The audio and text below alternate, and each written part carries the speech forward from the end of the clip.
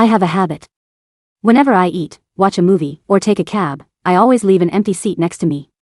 I used to believe that Austin would suddenly show up in my city and give me a surprise. But during our 3 years of long-distance relationship, he never came. Not once. So, I ended up doing everything alone, trying on wedding dresses, booking the venue, running myself ragged until my body finally broke down. With trembling hands, I sent him a Snapchat message. I have a fever. It's 102 degrees Fahrenheit, and I don't have any medicine at home. He didn't reply until half an hour later. And? What do you want me to do, grow wings and fly over to drop off some Tylenol? I'm still reviewing a project proposal. Just order something on UberEats. My fever was so high that I couldn't even lift my fingers. I drifted into unconsciousness. When I woke up, my best friend, Chloe, was sitting by my bed with red eyes, holding a glass of warm water and medicine. He's only taking advantage of how understanding you are, she said softly. If it were me, I would have thrown a tantrum long ago. 2 weeks later, Chloe also came down with a high fever. I wanted to rush over to take care of her. But then, she posted a photo on Ins. It was a close-up of a man's hand holding a spoon. Sick during the season change. Thank God my knight in shining armor flew across 3 time zones overnight just to make me dinner. I couldn't have mistaken that hand. On Austin's wrist was the luxury watch I had saved up half a year's salary to buy him. At that moment, it hit me. The empty seat beside me wasn't vacant because he couldn't make it. It was because he simply didn't want to. Since that was the case, keeping that seat open for him would just be foolish. I have a habit. Whenever I eat, watch a movie, or take a cab, I always leave an empty seat next to me. I used to believe that Austin would suddenly show up in my city and give me a surprise. But during our 3 years of long-distance relationship, he never came. Not once. So, I ended up doing everything alone, trying on wedding dresses, booking the venue, running myself ragged until my body finally broke down. With trembling hands, I sent him a Snapchat message. I have a fever. It's 102 degrees Fahrenheit, and I don't have any medicine at home. He didn't reply until half an hour later. And?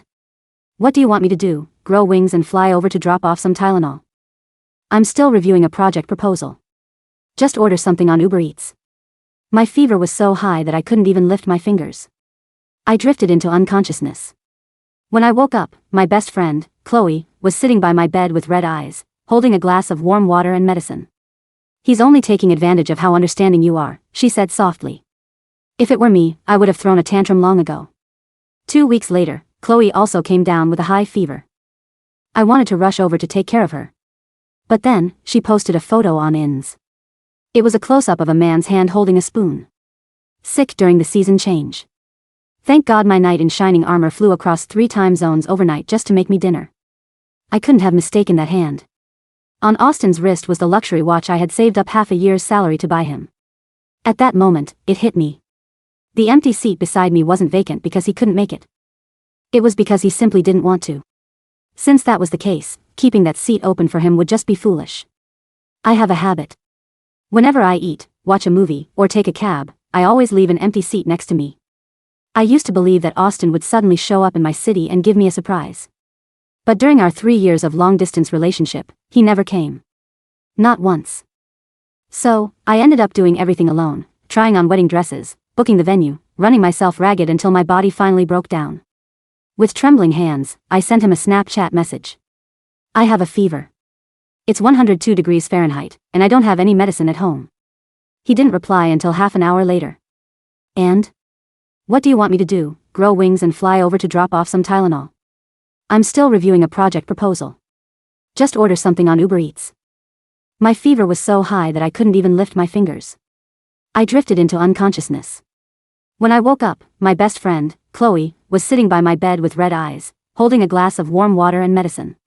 He's only taking advantage of how understanding you are, she said softly. If it were me, I would have thrown a tantrum long ago. 2 weeks later, Chloe also came down with a high fever. I wanted to rush over to take care of her. But then, she posted a photo on Ins. It was a close-up of a man's hand holding a spoon. Sick during the season change. Thank God my knight in shining armor flew across 3 time zones overnight just to make me dinner. I couldn't have mistaken that hand. On Austin's wrist was the luxury watch I had saved up half a year's salary to buy him. At that moment, it hit me. The empty seat beside me wasn't vacant because he couldn't make it. It was because he simply didn't want to. Since that was the case, keeping that seat open for him would just be foolish. I have a habit. Whenever I eat, watch a movie, or take a cab, I always leave an empty seat next to me. I used to believe that Austin would suddenly show up in my city and give me a surprise. But during our 3 years of long-distance relationship, he never came. Not once. So, I ended up doing everything alone, trying on wedding dresses, booking the venue, running myself ragged until my body finally broke down. With trembling hands, I sent him a Snapchat message. I have a fever. It's 102 degrees Fahrenheit, and I don't have any medicine at home. He didn't reply until half an hour later. And? What do you want me to do, grow wings and fly over to drop off some Tylenol? I'm still reviewing a project proposal. Just order something on UberEats. My fever was so high that I couldn't even lift my fingers. I drifted into unconsciousness. When I woke up, my best friend, Chloe, was sitting by my bed with red eyes, holding a glass of warm water and medicine. He's only taking advantage of how understanding you are, she said softly. If it were me, I would have thrown a tantrum long ago. 2 weeks later, Chloe also came down with a high fever. I wanted to rush over to take care of her. But then, she posted a photo on Ins. It was a close-up of a man's hand holding a spoon. Sick during the season change. Thank God my knight in shining armor flew across 3 time zones overnight just to make me dinner. I couldn't have mistaken that hand. On Austin's wrist was the luxury watch I had saved up half a year's salary to buy him. At that moment, it hit me. The empty seat beside me wasn't vacant because he couldn't make it. It was because he simply didn't want to. Since that was the case, keeping that seat open for him would just be foolish. The screen of my phone didn't turn off. It stayed lit, casting a pale, bluish glow over the ceiling of my dark bedroom. On the screen, Chloe's Instagram post. Smiled back at me. Thank God my knight in shining armor flew across 3 time zones overnight just to make me dinner. The hand holding the spoon was unmistakable. The slight scar near the thumb from a college cooking mishap. The long, slender fingers. And, of course, the watch. It was a Rolex Submariner. I remembered the exact day I bought it. I had skipped meals, taken on freelance editing gigs until my eyes bled, and lived on instant ramen for 6 months just to afford it for his 27th birthday. When I gave it to him, he had kissed my forehead and promised, every time I look at this, I'll think of you and how hard we're working for our future. Apparently, our future had a different co-author. I didn't cry. It was strange. When my fever was 102 degrees Fahrenheit and I was shivering under 3 blankets, clutching a lukewarm bottle of tap water, I had wept from the sheer physical and emotional exhaustion. But now, looking at the evidence of a betrayal so absolute, my body felt entirely cold. The fever was gone, replaced by a deep, hollow numbness. I sat up, the sheets slipping off my shoulders. I looked at the Snapchat thread with Austin. My message, I have a fever. It's 102 degrees Fahrenheit, and I don't have any medicine at home, and his replies, and? What do you want me to do, grow wings and fly over to drop off some Tylenol? He had typed those words while booking a last-minute flight to Chloe's city. I tapped out of Snapchat and opened my bank app. I looked at the joint savings account we had set up for the wedding. We had both contributed, but because Austin was focusing on his career transition, I had put in nearly 70% of the funds. The venue, a historic estate by the lake, had required a $15,000 non-refundable deposit. The bridal boutique had a $4,000 balance pending. For the custom-tailored dress I had tried on alone, holding my phone up to a mirror to show a sales associate who looked at me with pity. I took a deep breath. The air felt sharp in my lungs. I opened a blank document on my laptop. I didn't pack his things. I didn't call him screaming. I didn't text Chloe to ask why. If you throw a tantrum, you give them a chance to prepare. You give them a chance to construct a narrative where you are the unstable, paranoid fiancé. And they are just 2 close friends supporting each other. Chloe's words echoed in my head, he's only taking advantage of how understanding you are. If it were me, I would have thrown a tantrum long ago. She was right. I had been too understanding. But I wasn't going to throw a tantrum. I was going to pull the rug out from under their feet so quietly they wouldn't realize they were falling until they hit the concrete. The next morning, I called the wedding venue. Hi, this is Evelyn Carey, I said, my voice steady. I'm calling regarding the Booking for October 14th at the Whispering Pines Estate. Ah, yes, Miss Carey, the coordinator, Sarah, answered warmly. We were just about to reach out to you. We need the final vendor list by the end of the week. Actually, Sarah, I need to cancel the booking. There was a long silence on the other end. Oh. I am so sorry to hear that. As you know, the $15,000 deposit is non-refundable within 6 months of the date. I understand, I said calmly. However, according to Section 4C of our contract, the deposit can be transferred to a different event of equal or lesser value within the calendar year, or transferred to another party for a fee of $500. Is that correct? Yes, that's correct, but I'd like to transfer the booking to a corporate charity gala, I said. My employer, the Arden Foundation, is looking for a venue for their winter fundraiser. I will pay the $500 transfer fee myself, and the foundation will cover the remaining balance. I'll send over the corporate authorization documents by this afternoon. Oh, Sarah sounded surprised, then relieved. That's actually very seamless. I can certainly process that for you, Ms. Carey. Thank you. And please remove Austin Vance's name from all contact sheets and billing files immediately. One down. Next, I called the bridal boutique. The dress was a stunning, heavy silk gown with a long train. I had looked at myself in the three-way mirror and imagined Austin watching me walk down the aisle. Hi, this is Evelyn. I need to halt the alterations on my gown. Is everything okay, sweetie? The older seamstress asked, her voice instantly dropping into a maternal tone. The wedding is off, I said simply. But I don't want to cancel the order. I'd like to have the gown altered into a formal evening gown. Cut the train, dye the fabric deep emerald green, and open up the back. The seamstress gasped softly, then chuckled. A revenge dress. Oh, honey, I've been in this business 30 years. Say no more. Come in on Friday. We'll make you look like a goddess who walks on the ashes of her past. Thank you, Maria. I'll see you Friday. By noon, I had untangled myself from the major wedding expenses. I then turned my attention to our joint account. I withdrew my portion of the money, every single cent I had deposited, leaving exactly Austin's contributions. I didn't touch a penny of his, so he couldn't accuse me of theft. But I did close the joint aspect of the account, forcing the bank to split the remaining balance into a solo account under his name only. I then pulled up our shared calendar.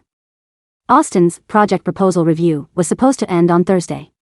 According to his original itinerary, he was flying back to his city on Friday morning. He had no idea I knew he was currently in Chloe's apartment, 3 time zones away. I opened my phone and sent a message to our group chat, the one consisting of Austin, Chloe, myself, and 3 of our mutual college friends, Marcus, Lily, and Dave. Evelyn, hey guys. Since my fever broke, I've been feeling so much better. I realized I haven't seen Chloe in forever, and Austin's finally wrapping up his big project. Let's do a welcome back dinner at my place this Friday. I'll cook. A minute passed. Then 2. Lily, oh, I'm in. I've missed you guys. Dave, sounds great. Count me in. Then, a private message from Chloe. Chloe, Eve, are you sure you're up for it? You were literally just unconscious. With a fever. I don't want you overexerting yourself. Honestly, maybe we should just postpone? I smiled. It was a cold, sharp expression. Evelyn, I'm totally fine, Chloe. Actually, I have a huge surprise to share with everyone. It's about the wedding. You absolutely have to be there. Austin too. 5 minutes later, Austin replied in the group chat. Austin, sounds good, babe. Can't wait to see you. I've been working so hard, I really need a home-cooked meal. I stared at the words working so hard. Let's see how hard you work to explain this, I thought. Friday evening arrived. My apartment was spotless. The scent of roasted garlic, rosemary, and slow-cooked braised beef filled the air. I had set the table for 6. On the surface, everything looked like a warm, cozy gathering of old friends. But underneath, the trap was set. At 6:30 p.m., the doorbell rang. It was Lily and Dave, followed shortly by Marcus. They brought wine and laughter, filling the quiet apartment with noise. "Where's the groom to be?" Marcus teased, tossing his coat onto the rack. "And Chloe? She's usually the first to arrive when there's free food." "They're coming together," I said, offering a bright, effortless smile. "Austin's flight landed this afternoon, and Chloe offered to pick him up from the airport since she was already out that way." "So organized," Lily laughed. "Man, I hope my future husband is half as reliable as Austin." I poured her a glass of Pinot Noir. "Oh, he's full of surprises, Lily. You have no idea." At exactly 7 p.m., the door opened. Austin walked in first. He looked slightly tired but handsome, wearing a dark gray sweater and a tailored coat. On his left wrist, catching the light of the chandelier, was the Rolex. Right behind him was Chloe. She was dressed in a soft, cream-colored knit dress. She looked pale, occasionally coughing into a tissue. "Eve." Austin walked over, opening his arms to hug me. I stepped back just enough to hand him a glass of wine, avoiding the embrace. Seamlessly. "Welcome back. You must be exhausted from all that proposal reviewing." His eyes flickered, a momentary shadow of guilt crossing his face before he smoothed it over with a grin. "You have no idea. The board was brutal. I barely slept." "I can tell," I said, my voice dripping with sweet sympathy. I turned to Chloe. "And Chloe, sweetie. How are you feeling? I heard you had a terrible fever too." Chloe gave a fragile, brave smile. "Oh, it was awful, Eve. Honestly, I thought I was going to die. But well, I managed. Some hot soup and sleep did wonders." "Really? Just soup and sleep?" I asked, tilting my head. "Yeah," Chloe said, taking a sip of her wine. "Just rested up." "I'm so glad. You're feeling better too." "We're fever twins." "Fever twins," I repeated. "That's cute." We sat down at the dining table. I took my place at the head of the table. To my right was Austin. To my left was Lily. And directly next to Austin, there was an empty seat. Austin looked at the empty chair, then at me. "Eve, did you invite someone else? There are 6 of us, but 7 places set." The table grew quiet. Everyone looked at the empty chair. "Oh," I said, swirling the red wine in my glass. "That's just my habit. You know. Me, Austin. For the last 3 years, whenever I ate, watched a movie, or took a cab, I always left an empty seat next to me. I kept hoping you'd suddenly show up and fill it." Austin chuckled, though it sounded a bit forced. "Babe, we've talked about this. Long distance is hard. I couldn't just fly over on a whim. I had work. Projects." "I know," I said, leaning forward. "You couldn't grow wings and fly over to drop off some Tylenol. That's what you said, right?"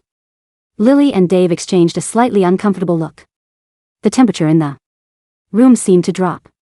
"Evelyn," Austin said, his voice lowering, warningly. "Let's not do this in front of our friends. I told you, I was swamped with the proposal." "Oh, I'm not mad, Austin," I said, my voice completely light and airy. "In fact, I wanted to thank Chloe." Chloe froze, her glass halfway to her lips. Thank me? For what?" "For helping me realize how foolish I've been," I said. I pulled out my phone and tapped the screen. "You see, Chloe posted something on Instagram 2 weeks ago. It was so beautiful, it actually cured my fever." I turned the phone around and placed it in the center of the table. It was a printed, high-resolution copy of Chloe's Instagram post.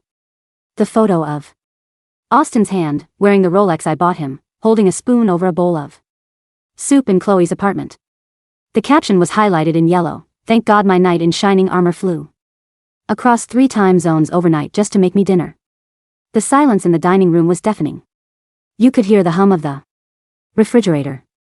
Lily gasped, her eyes darting from the photo to Chloe, then to Austin.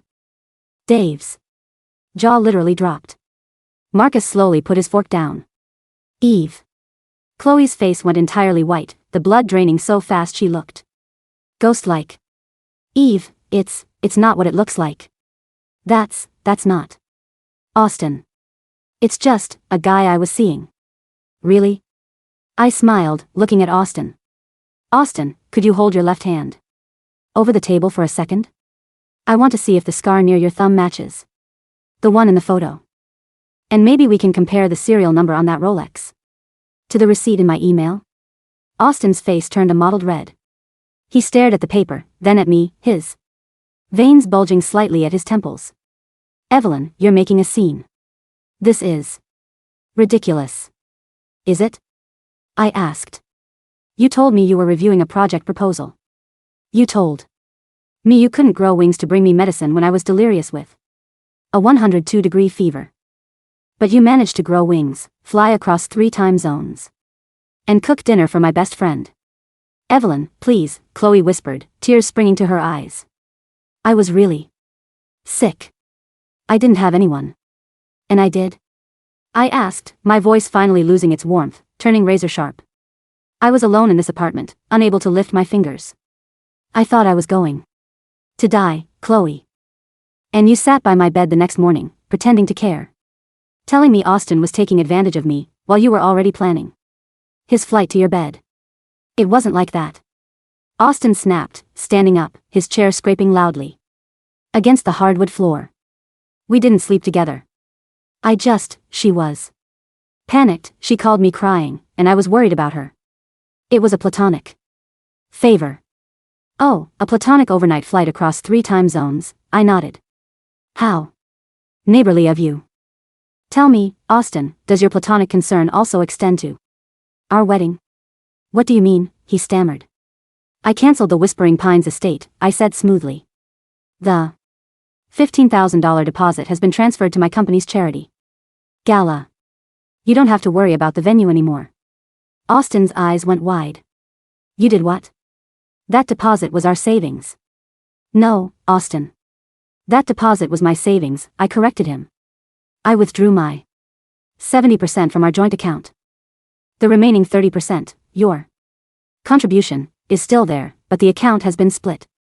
You can check your bank app. You now have exactly $4,200 to your name. Oh, and the bridal boutique is altering my wedding dress into a gala gown. I'm going to wear it to the charity event. You can't do that. Austin yelled. We were building a life together. You were building a life with Chloe using my money, I said, standing up to meet his gaze.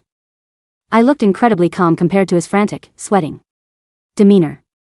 I paid for your lifestyle, Austin. I paid for that watch on your wrist. I paid for the flights you used to visit me, flights you clearly saved up to use on her instead. Evelyn, please, Chloe sobbed, reaching out to touch my arm. Don't touch me, I said, my voice so cold it made her flinch back. You wanted him, Chloe? You can have him. But he comes exactly as he is, broke, untrustworthy, and carrying the baggage of a failed engagement. Let's see how long your knight in shining armor keeps his shine when he has to pay for his own flights. I turned to Lily, Dave, and Marcus. I'm sorry to ruin dinner, guys. But the braised beef is really good. You're welcome to stay and eat, but I think Austin and Chloe need to leave. Marcus stood up immediately, looking at Austin with pure disgust. Yeah, I think you guys should get the hell out. Austin stared at me, his chest heaving. He opened his mouth to speak, to yell, to defend himself, but looking at the disgusted faces of his oldest friends and the absolute, unbothered resolve in my eyes, he realized he had no cards left to play. He grabbed Chloe's arm. Let's go. They walked out of my apartment, the door slamming shut behind them. The apartment fell silent again. Then, Lily walked over and threw her arms around me. Oh my God, Eve. I am so sorry. You are so strong. I would have killed him. I did kill him, I whispered, resting my chin on her shoulder. Just quietly. The weeks following the dinner party were a whirlwind of administrative closure. I blocked Austin and Chloe on every platform. Austin tried calling me from different numbers, sending long, rambling emails pleading for forgiveness, claiming it was a one-time lapse in judgment and that he only loved me. I deleted them without reading past the first sentence. I threw myself into my work at the Arden Foundation. The charity gala was a massive undertaking, and as the lead coordinator, I had my hands full. The Whispering Pines estate was spectacular, decorated in silver and deep emerald green for our winter theme. On the Friday before the gala, I went to the bridal boutique for my final fitting. When Maria, the seamstress, unzipped the garment bag, I gasped. The heavy white silk was gone, replaced by a deep, mesmerizing emerald green. The train had been removed, and the skirt now fell in a sleek, elegant column that pooled slightly around my feet. The back was completely open, draping beautifully down to my waist. It was no longer a dress meant for a submissive, waiting bride. It was a dress for a queen who had survived a war. "You look breathtaking, Evelyn," Maria whispered, adjusting the shoulders. "No. Empty seats for the man who wears this dress. The whole room will be watching. You." "Thank you, Maria," I said, looking at my reflection. For the first time in 3 years, I didn't feel lonely. I felt entire. The night of the gala arrived. The estate was glowing with fairy lights, and snow was lightly falling outside, coating the pine trees in white. Over 300 guests filled the grand ballroom. Live jazz music floated through the air, punctuated by the clinking of champagne glasses. I stood near the entrance, welcoming the VIP donors. I wore the emerald dress. My hair swept up, revealing the bare skin of my back. "Evelyn, the setup is incredible," my boss, Director Vance, no relation to Austin, thank goodness, said, clapping me on the shoulder. "We've already raised over $50,000 tonight. Outstanding work." "Thank you, Director." I couldn't have done it without the venue's coordination. As the night progressed, I found myself standing by the grand bar, ordering a glass of sparkling water. "Beautiful dress," a voice said beside me. I turned. A man was standing there, holding a glass of whiskey. He was tall, with kind, dark eyes and a relaxed, easy smile. He looked about my age, wearing a well-fitted tuxedo. "Thank you," I said. "I had it custom-made." "It suits you." "Very regal," he said, holding out a hand. "I'm Julian. Julian Croft. Evelyn Carey." "Ah, the mastermind behind tonight's event," Julian said, his eyes crinkling. "My mother is on the board of the foundation, and she couldn't stop raving about how seamless the transition was to this venue. She said the original coordinator had some personal changes." "You could say that," I said, a small, genuine smile playing on my lips. "The original event was supposed to be a wedding." "My wedding." Julian didn't look pitying, the way most people did when they heard that. Instead, he raised his glass slightly. "To new beginnings, then. It takes a lot of courage to turn a shipwreck into a lighthouse." I felt a strange, pleasant warmth bloom in my chest. A lighthouse. I like that. We talked for the next hour. Julian was a landscape architect, funny, grounded, and incredibly easy to talk to. He didn't brag, and he listened, truly listened, when I spoke. When the jazz band started playing a slower tempo, Julian looked toward the dance floor, then back to me. "Would you care to dance, Evelyn?" I looked at the dance floor, then at the empty stool next to me at the bar. For 3 years, I would have politely declined, saving my energy, my dances, and my space for a man who was thousands of miles away, ignoring my fever. I stood up, leaving the stool empty. But this time, it wasn't a vacant space waiting for Austin. It was just a stool. "I'd love to," I said, taking Julian's hand. While my life was reconstructing, Austin and Chloe's was rapidly imploding. Because our mutual friends, Lily, Dave, and Marcus, had witnessed the dinner party, word spread quickly through our college alumni network. The story of Austin leaving his feverish fiancée to fly to her best friend became legendary. Chloe's Instagram, once a curated exhibition of her perfect life, was flooded with critical comments. She ended up deleting her account entirely. Austin's career transition, which I had been financially supporting, hit a massive roadblock. Without my income covering his rent and groceries, he had to take a low-paying, high-stress consulting job in his city. He could no longer afford the lifestyle he had grown accustomed to. One evening, 3 months after the gala, my phone rang from an unknown number. I usually didn't answer, but I was waiting for a call from a vendor. "Hello. Evelyn speaking." "Eve." It was Austin's voice. He sounded tired, hollow, and incredibly old. "Austin," I said, my voice flat. I thought I blocked your number. I'm using a burner app, he said quickly, his voice cracking. Please, Eve. Don't hang up. Just give me 2 minutes. Please. I looked at the clock. I was sitting in my living room, wrapped in a comfortable blanket. A book of architectural designs Julian had gifted me lay on the coffee table. You have 2 minutes, Austin, I said, keeping my voice utterly indifferent. I made a mistake, Eve. The biggest mistake of my life, he sobbed. Chloe. She's not who I thought she was. She's demanding, she's selfish, we argue constantly. She expected me to pay for everything, to treat her the way I treated you, but I don't have the money. I don't have the energy. I miss you. I miss how understanding you were. I miss us. I listened to him cry. It was pathetic, really. He didn't miss me. He missed the version of me that sacrificed her own well-being to make his life easy. He missed the woman who would accept a cold, dismissive text while he was living it up. Austin, I said softly. Yes, Eve? I'm here. I'll do anything. I'll fly over tonight. I'll stay. Forever. Do you still have the Rolex? I asked. He paused, confused. The watch? Yes, I still have it. Why? Sell it, I said. Use the money to pay for a therapist. Because you clearly have a hard time understanding the difference between love and convenience. Eve. My 2 minutes are up, I said. Goodbye, Austin. I hung up. I blocked the number. I felt absolutely nothing. No anger, no regret, no satisfaction. Just peace. A year later. The autumn air was crisp, blowing golden leaves across the sidewalk. I stepped out of a cozy boutique cafe, carrying 2 warm cups of coffee. I walked down the block to a small park where the maple trees were in full, fiery red bloom. Sitting on a wooden bench, watching the ducks glide across the pond, was Julian. He was wearing a dark wool coat, his hands tucked into his pockets, looking relaxed. As I approached, he looked up, his face instantly lighting up with that warm, familiar smile. He stood up, but before he could step toward me, I noticed something. He had placed his briefcase on the right side of the bench, but he had left the left side entirely open. When I reached him, I handed him his coffee. Thanks, Evelyn, he said, taking a sip.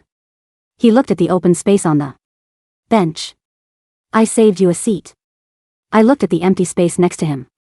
For a long time, an empty seat had been a symbol of my loneliness, a monument to a ghost who never showed up. It had been a painful reminder of my own desperate hope. But looking at Julian, and the warm, open space he had intentionally left for me, I realized something. An empty seat isn't always a tragedy. Sometimes, it's just an invitation for the right person to finally sit down. I smiled, stepped forward, and filled it.